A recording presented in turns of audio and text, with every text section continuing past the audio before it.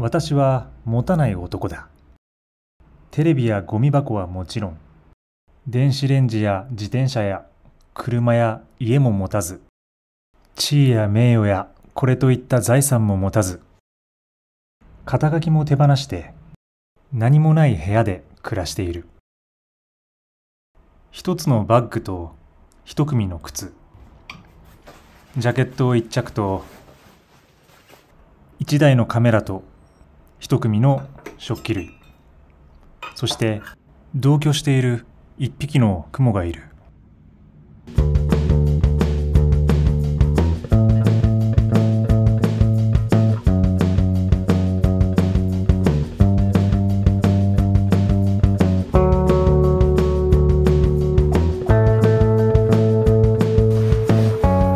はい、ということでこんにちは、皆さん、ときまるです。今日もホワイトボックスからお送りしています。今日は、ワンカテゴリーワンアイテムっていうお話をしたいと思います。で、これは物を減らすのにすごい役に立つ考え方で、昔ですね、アドレスホッパーのやすさんって方が、今もうチャンネル消しちゃったんですけど、そのアドレスホッパーの方がいてですね、で、いわゆる、点々と拠点を移動しながら仕事をしていくスタイルの人たち。ノマドワーカーなんだけど、もう荷物は全て持ったまま、もうそれが自分の全荷物っていう感じで、そういう生活を送っている方々がいるんですけども、その中の一人がですね、ワンカテゴリーワンアイテムっていうことを、推奨していました。で、これは結構、納得できるというか、物を減らすのに役に立つなと思って、僕も取り入れている、感じです。で、どういうことかというと、その名の通り、1アイテムについて、1カテゴリーについて、1アイテムしか持たないっていう考え方ですね。で、先ほど、キッチン用品とか紹介したと思うんですけど、ちょっと例にとってあげると、僕使ってる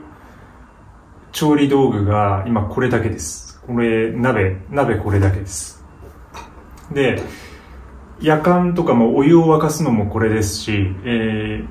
米はね、炊飯器があるのでそれで炊くんですけど、それ以外の調理はもうすべてこれ一つでやります。で、この取っ手の部分というか蓋の部分はこれお皿になったりとかします。で、簡単なおつまみとかね、あとナッツの皿にもなりますし、そういう感じでいろいろお皿としても使う。で、こっちは本当にやかん兼鍋兼、これカップなので、これでそのままコーヒーとか作って飲むこともできると。で、もうこれ1個だけで今やっています。で、メスティンもあるんですけど、もう一つね、メスティンがある。メスティンはあるけど、それはね、今使ってないです。で、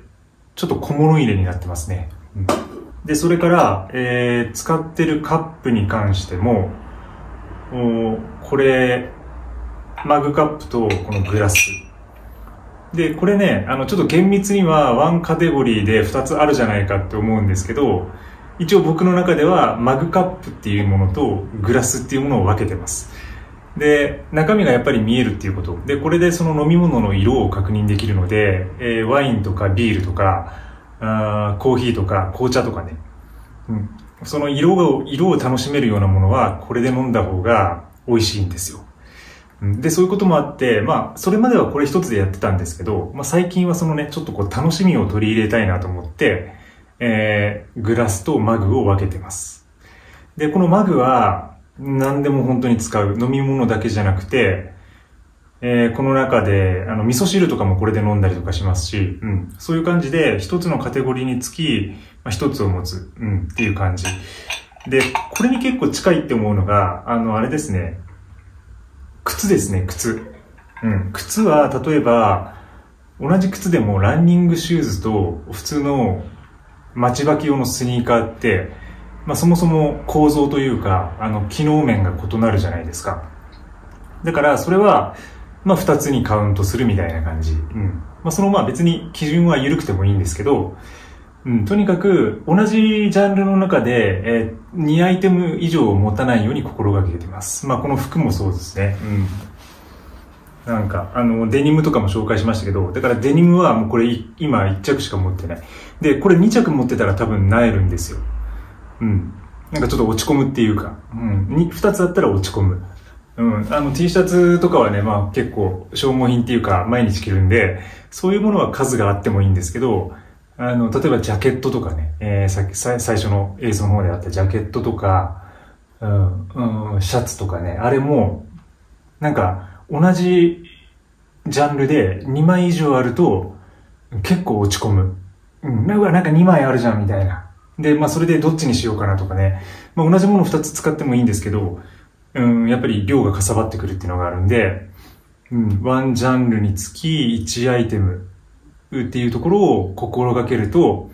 意外と減らせるものが出てくるんじゃないかなと思います。そういう感じでですね、あらゆる自分の持ち物に